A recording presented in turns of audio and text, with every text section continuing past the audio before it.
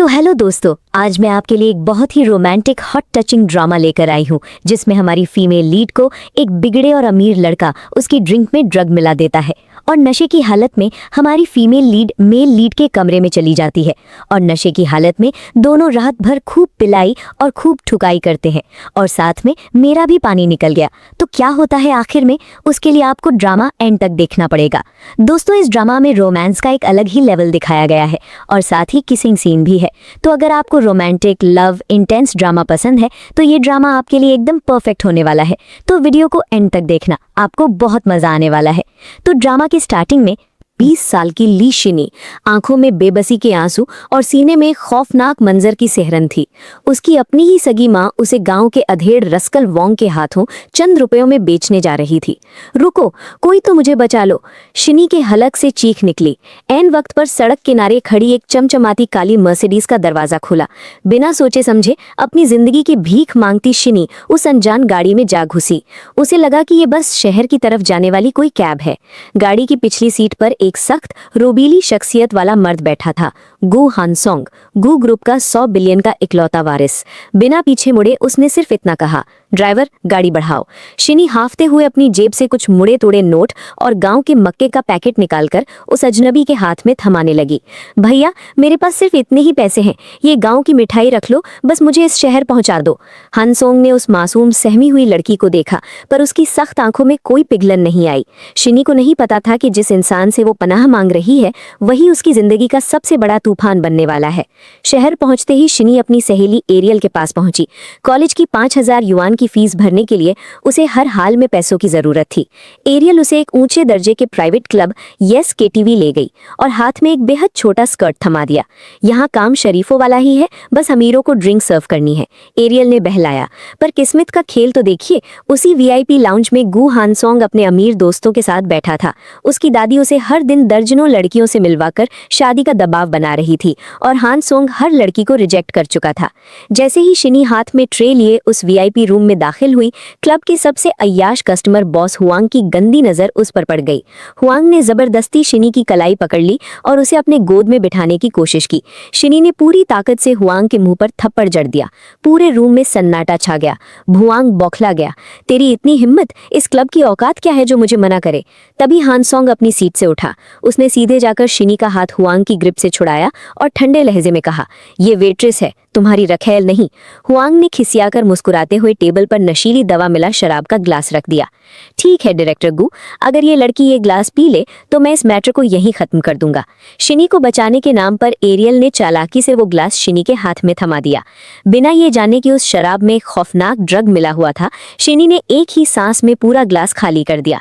कुछ ही मिनटों में शिनी का जिस्म आग की तरह तपने लगा, सिर घूमने लगा और आंखें धुंधली होने लगी। वो बदहवास होकर कॉरिडोर में भागने लगी। दूसरी तरफ हानसोंग भी भारी नशे में अपने होटल के रूम नंबर 8808 की तरफ बढ़ रहा था। बदहवासी में शिनी गलती से हानसोंग के ही रूम का दरवाजा खोलकर अंदर दाखिल हो गई। बंद दरवाजे के पीछे नशे और ड्रग के बेकाबू असर में दोनों एक दूसरे के करीब आ गए। वो रात एक ऐसी भूल बन गई जिसकी कीमत दोनों को चुकानी थी। अगली सुबह जब शिनी की आंख खुली तो उसके जिस्म पर एक भी कपड़ा नहीं था और सामने गु हानसोंग अपनी शर्ट के बटन बंद कर रहा था। शिनी की आंखों से आंसू छलक पड़े। तुमने मेरे साथ ये क्या किया? तुमने मुझे ड्रिंक में दवा मिलाकर अपनी हैवानियत का शिकार बनाया।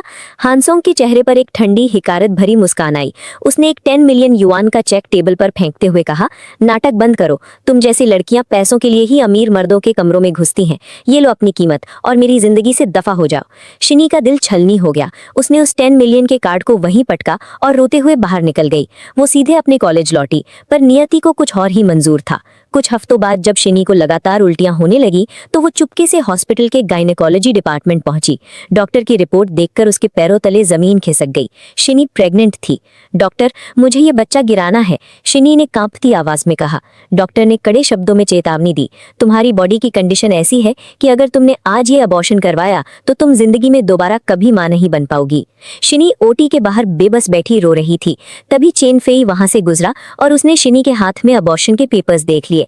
चेन फेई ने तुरंत हान सॉन्ग को कॉल किया। भाई, जिस लड़की के साथ तुमने उस रात होटल में वक्त बिताया था वो तुम्हारे बच्चे की माँ बनने वाली है और अभी हॉस्पिटल में अबॉर्शन करवा रही है। हान सॉन्ग का खून खौल उठा। वो पागलों की तरह हॉस्पिटल की तरफ भागा। उसे लगता था कि शिनी एक लालची लड़की है जो उसके बच्चे का इस्तेमाल करके गूप फैमिली की दौलत हथियाना चाहती है। पर जब हान सॉन्ग हॉस्पिटल पहुंचा तो डॉक्टर ने बताया कि शिनी बिना अबॉर्शन कराए चुपचाप वहां से गायब हो चुकी है। दरअसल शिनी ने अपने पेट पर हाथ रखकर फैसला कर लिया था, चाहे बाप कितना ही घटिया इंसान क्यों ना हो, वो अपने मासूम बच्चे की जान नहीं लेगी। लेकिन जैसे ही शिनी हॉस्पिटल के बाहर निकली, उसके सामने एक काली वैन आकर रुकी। गाड़ी से उसके गांव के गुंडे और उसका सगा भाई जाबाओ बाहर निकले। उसकी मां ने चिढ़कर चीखा, हरामजादी, तूने गांव के रस्कल वोंग से शादी करने से मना किया था ना, अब तू चुपचाप गांव चलेगी और इस नाजायज बच्चे को गिराकर वोंग की पत्नी बनेगी। शिनी को घसीटकर वैन में डाल दिया गया। गांव पहुंचते ही शिनी को एक कमरे में बंद कर दिया गया। उसकी मां और भाई ने देसी जड़ी बूटियों का खौफनाक काढ़ा तैयार किया। जाबाओ ने शिनी के बाल पकड़े और उसकी मां जबरदस्ती वो जहरीला काढ़ा उसके मुंह में उंडेलने लगी। शिनी ने पूरी ताकत लगाकर अपने भाई के हाथ पर दांत काट लिया और दरवाजे की तरफ भागी। पीछे से रस्कल वोंग लाठी लेकर दौड़ा। भागते भागते शिनी गांव की उभरती नदी के पुल पर पहुंच गई। नीचे भयानक बहाव था और पीछे उसकी दरिंदा फैमिली। अगर कोई भी मेरे करीब आया तो मैं इस नदी में कूदकर अपनी और इस बच्चे की जान दे दूंगी, शिनी चीखी। ठीक उसी वक्त आसमान में एक हेलीकॉप्टर की गड़गड़ाहट गूंजी। गु हान सॉन्ग अपनी भारी बॉडीगार्ड्स की फौज के साथ उतरा। उसने एक ही झटके में रस्कल वोंग को लात मारकर जमीन पर गिरा दिया और शिनी का हाथ थाम लिया। मेरी पत्नी और मेरे बच्चे को छूने की हिम्मत भी मत करना। हान सॉन्ग की कड़क आवाज से पूरा गांव धर्रा गया। उसने शिनी के परिवार को 1 मिलियन देकर हमेशा के लिए दूर रहने की चेतावनी दी और शिनी को अपने आलीशान महल जैसे बंगले में ले आया। गूप फैमिली की दादी शिनी को देखकर बेहद खुश थी, पर शिनी के मन में हानसोंग के लिए सिर्फ नफरत थी। हानसोंग को जब अपनी तफ्तीश से सच पता चला कि उस रात शिनी ने नहीं बल्कि बॉस हुआंग ने उसे ड्रग दिया था, तो उसके दिल में पछतावा जाग उठा। उसने शिनी का दिल जीतने के लिए दिन रात एक कर दिया। 100 बिलियन का प्रेसिडेंट खुद शिनी के पैर गर्म पानी में धोता, उसके लिए स्पेशल सूप बनवाता और उसके नखरे उठाता। धीरे धीरे शिनी का दिल भी पिघलने लगा था। उसे लगने लगा था कि हानसोंग शायद सच में बदल गया है, पर यह तूफान से पहले की शांति थी। शिनी की तथाकथित दोस्त एरियल, जो खुद गू परिवार की बहू बनने के सपने देख रही थी, गू मैंशन में एक नौकरानी बनकर दाखिल हो चुकी थी। एरियल ने शिनी की मां के साथ मिलकर एक खौफनाक साजिश रची। एरियल ने शिनी के लिए बनाए जाने वाले सेहतमंद सूप में चुपचाप एक धीमा जहर यानी अबॉर्शन पिल मिलाना शुरू कर दिया।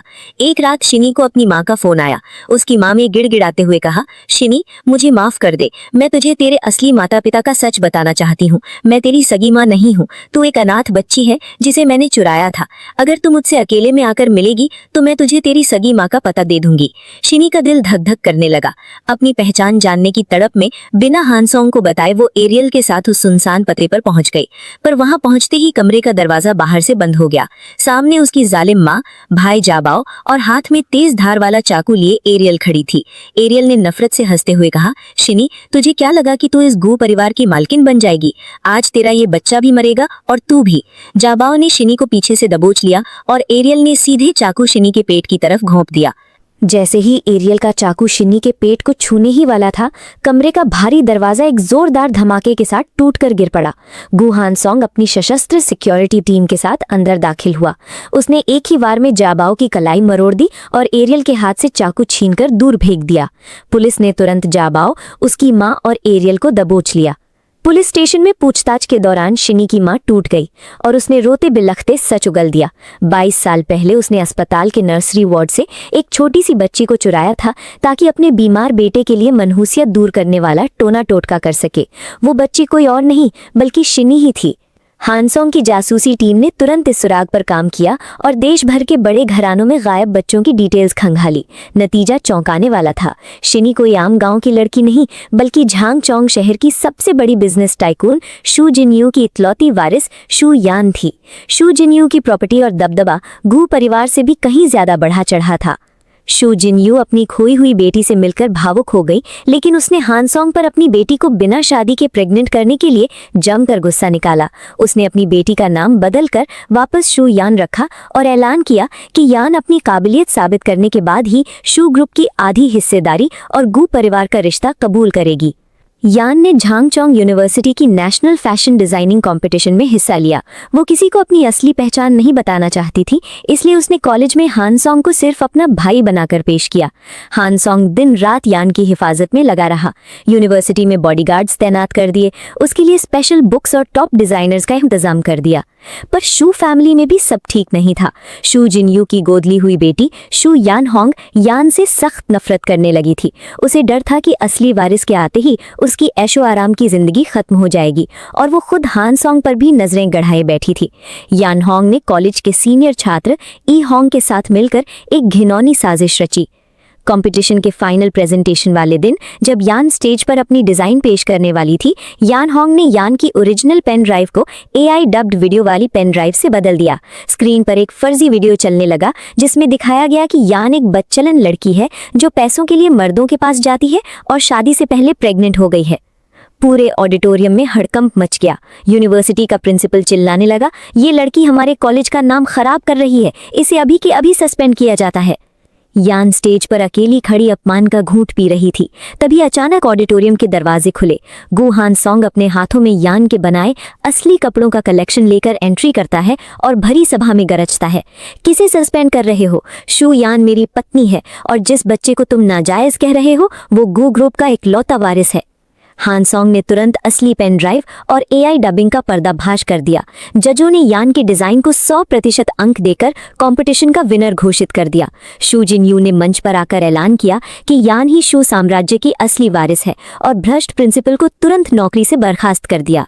इस जीत की खुशी के बीच यान अपनी ड्रेस चेंज करने चेंजिंग रूम में गई। यानहोंग मदद करने के बहाने उसके पीछे पीछे गई और कमरे का दरवाजा अंदर से बंद कर लिया। यानहोंग की आंखों में पागलपन भरा नफरत का मंजर था। उसने भाड़े के 3 किडनैपर्स को पहले से ही वहां छिपा रखा था। तुमने मेरी मां छीनी, मेरा हक छीना और हानसोंग को भी छीन लिया। यानहोंग चिल्लाई और किडनैपर्स को हुक्म दिया, इसे ले चलो, आज ये और इसका पेट में पल रहा बच्चा दोनों जिंदा नहीं बचेंगे। किडनैपर्स ने यान के मुंह पर कपड़ा लपेटा और उसे खिड़की के रास्ते बाहर खड़ी वैन में घसीट कर ले गए। दूसरी ओर वेयरहाउस में यानहोंग अपनी सारी संपत्ति फ्रोजन होने के कारण बौखला गई। उसने किडनैपर्स से कहा, मुझे अब शू फैमिली का पैसा नहीं चाहिए, तुम बस इसे जान से मार दो। किडनैपर्स ने रिवॉल्वर निकाली और सीधे यान की कनपटी पर तान दी। बंदूक का ट्रिगर दबने ही वाली थी कि जैसे ही किडनैपर की उंगली बंदूक के ट्रिगर पर दबने वाली थी, वेयरहाउस की भारी लोहे की दीवार को तोड़ती हुई एक बख्तरबंद गाड़ी अंदर जा घुसी। गु हानसोंग और पुलिस की कमांडो टीम ने पलक झपकते ही किडनैपर्स पर हमला बोल दिया। हानसोंग ने अपनी जान पर खेलकर गोली चलाने वाले किडनैपर को दबोच लिया और यान को अपनी बाहों में सुरक्षित थाम लिया।